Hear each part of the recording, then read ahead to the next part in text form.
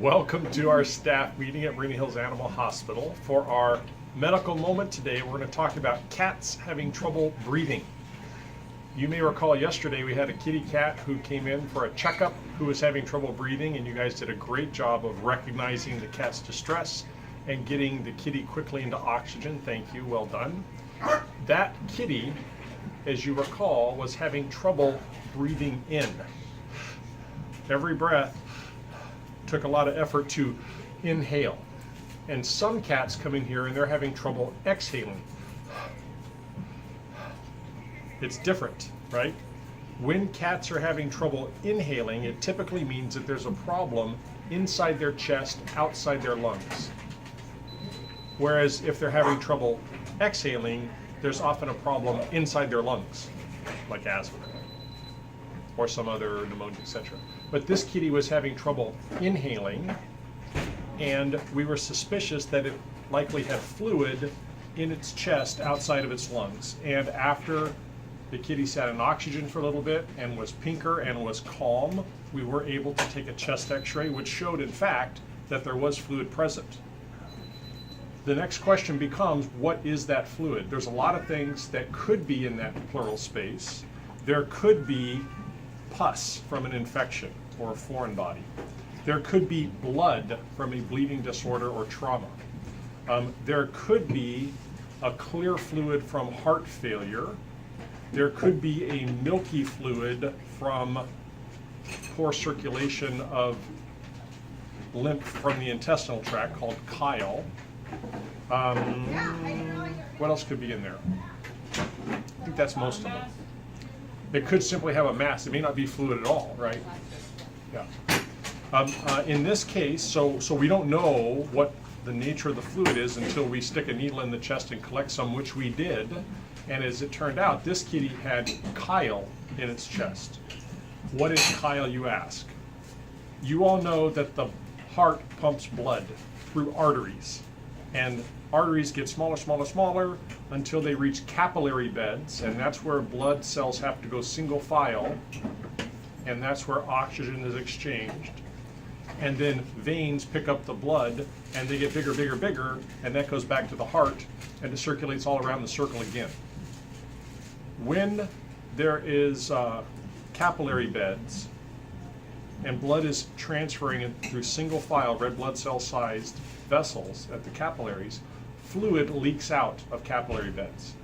And throughout the body, that is where lymphatic fluid comes from, okay? And there's special circulation that carries this lymph fluid through vessels that get bigger, bigger, bigger, back into the normal circulation. There is a special lymphatic circulation associated with the intestines, and that lymph fluid that is created in the wall of the intestine has a special name. It's called chyle. And it tends to be high in fat because fats leak into the fluid portion at the capillary beds in the intestines, and that special fluid, chyle, goes through a special series of ducts called the thoracic duct, where it goes from the abdomen across the diaphragm through the mediastinum next to the heart and gets put back into the circulation in the chest, okay?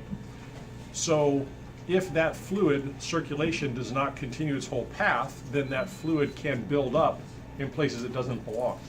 And one place it can build up is in the chest, and that's exactly what happened to this kitty yesterday.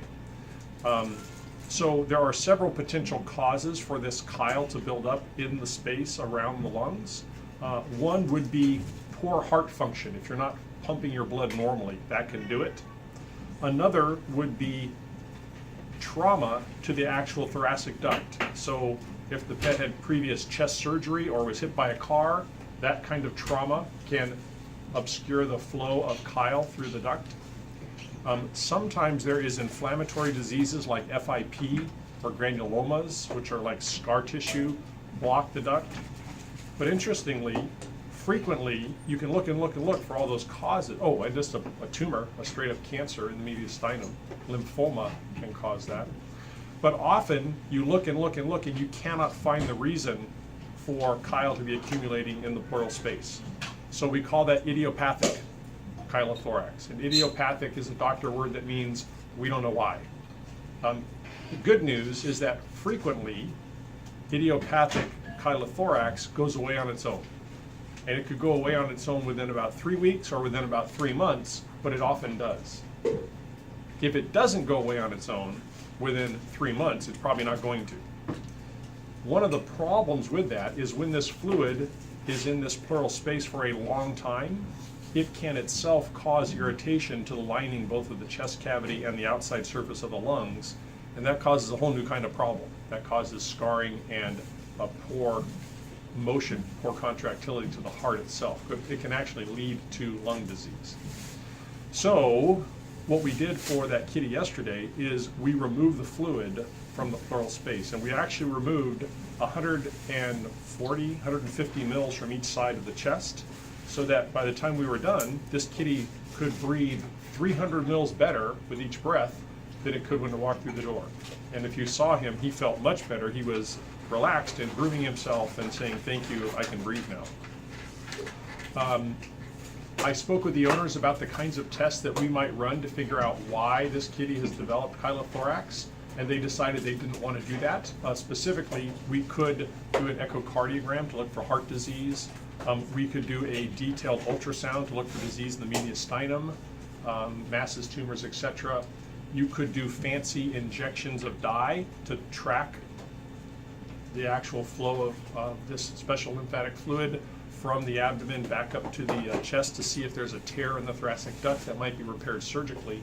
They weren't inclined to pursue those, so instead we're going to treat this kitty symptomatically, which means avoid high-fat food and supplement with rutin.